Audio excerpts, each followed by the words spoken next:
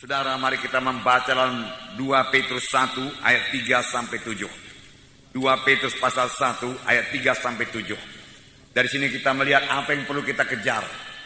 Bahkan firman Tuhan berkata kita harus mengejarnya dengan bersungguh-sungguh.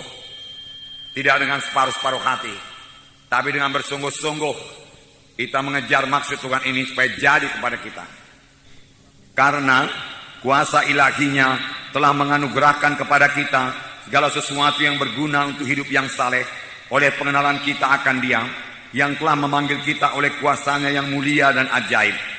Dengan jalan itu Ia telah menganugerahkan kepada kita janji-janji yang berharga dan yang sangat besar, supaya olehnya kamu boleh mengambil bahagian dalam kodrat ilahi dan luput dari hawa nafsu duniawi yang membinasakan dunia.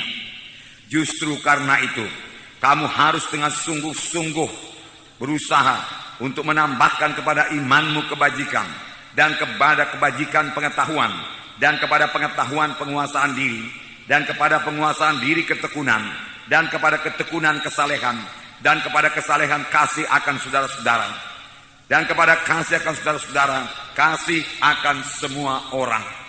Jadi inilah yang dikehendaki Tuhan supaya kita capai. Semua kita bisa mencapainya, karena ini dicapai bukan dengan kekuatan kita, tetapi dengan kesadaran kita. Lalu dengan bersungguh-sungguh kita mohon kepada Tuhan. Di sini dikatakan, justru karena itu kamu harus dengan sungguh-sungguh berusaha. Sungguh-sungguh berusaha. Sungguh-sungguh berusaha. Semua kita harus sungguh-sungguh berusaha secara rohani untuk bertumbuh dalam Tuhan. Tuhan tidak menghendaki usaha yang separuh-separuh hati, yang setengah-setengah hati, tidak.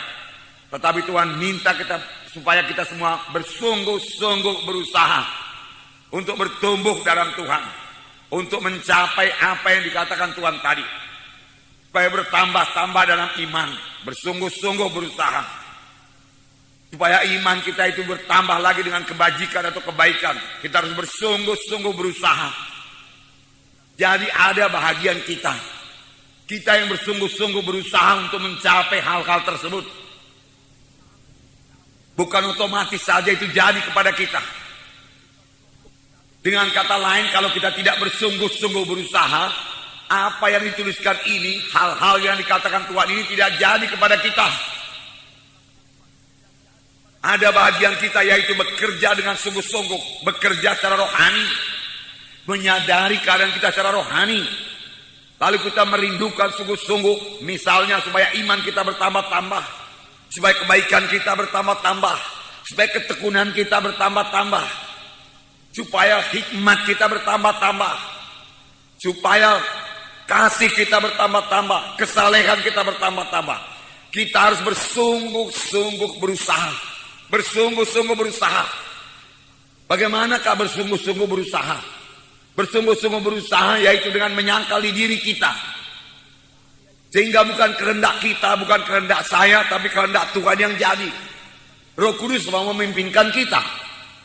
Di sini ayat 3 tadi berkata, karena kuasa ilahinya telah menganugerahkan kepada kita segala sesuatu yang berguna bagi hidup yang saleh.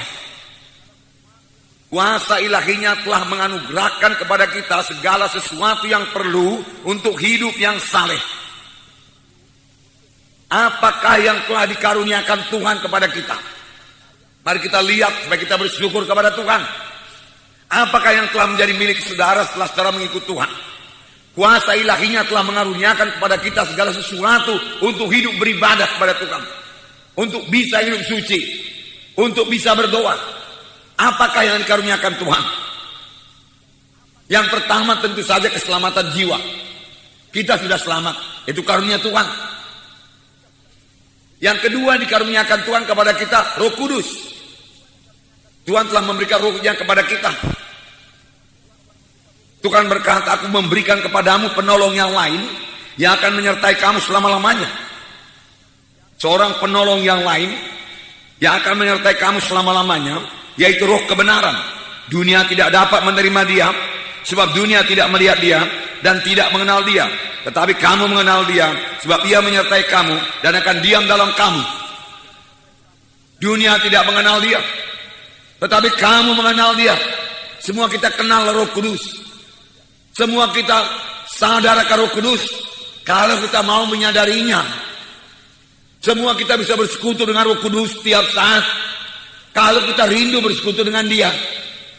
Semua kita bisa berkata-kata dengan Roh Kudus karena Roh Kudus dalam kita.